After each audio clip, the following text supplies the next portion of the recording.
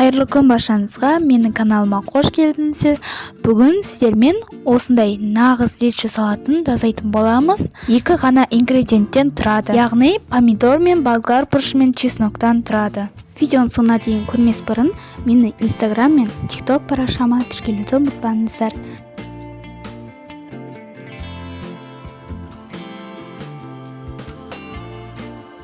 Ең алдымен помидорды қиғаштап тураймыз. Сұйық май қоспаймын, сұйық май қосуға да болады. Өз еркіңізде, мөлшерін описанияда қалдырдым. Барлығын үлкен ысқа турап аламыз. Газды орташа отқа қойып қайнатамыз. Асты жабыс қалмасын.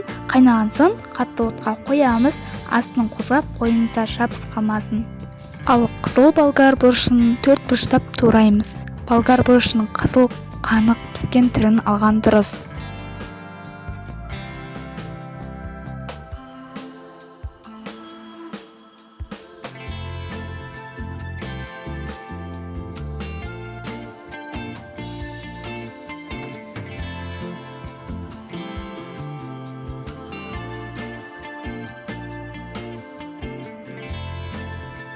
Чесноктың басын суға салып қоямыз. Одан соң видеодағыдай турап шығамыз.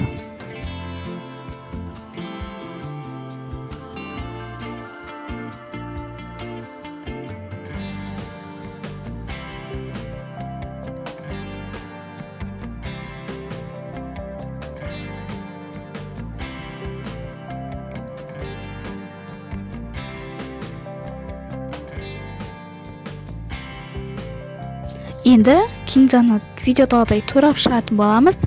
Егер де кинза болмаса, петрушка, укроп қосуға болады.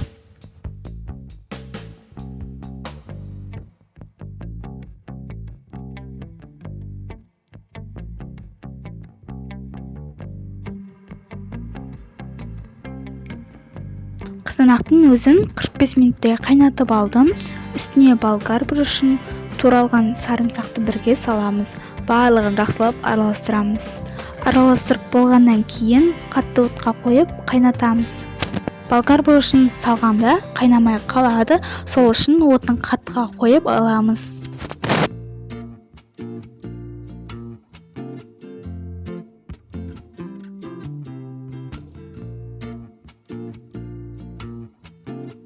Жақсылап барлығын араластырып болған соң кинзаны да салатын боламыз.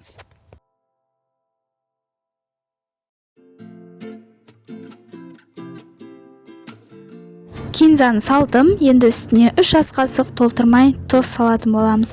2 ас қасықтан кейін тұзын көріп аласыздар. Болгар бұрышы 30 минуттай қайнасын.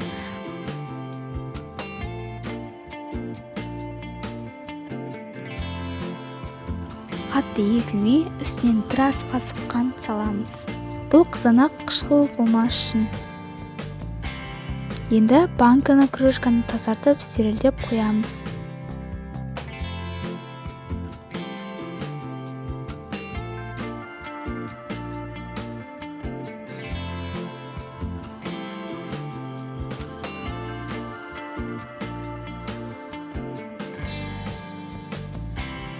Осылай құйып, жауып шығамыз.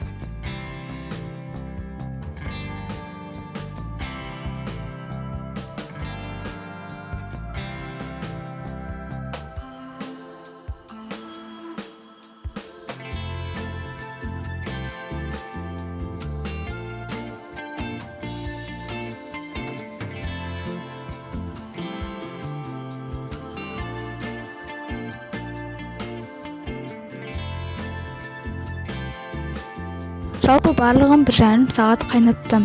Жасап көріңіздер. Егер де видео ұнаса, арнама тіркеліп, лайк басып, комментарий қалдыруды ұмытпаңыздар. Келесі кездескенше аман сау болыңыздар.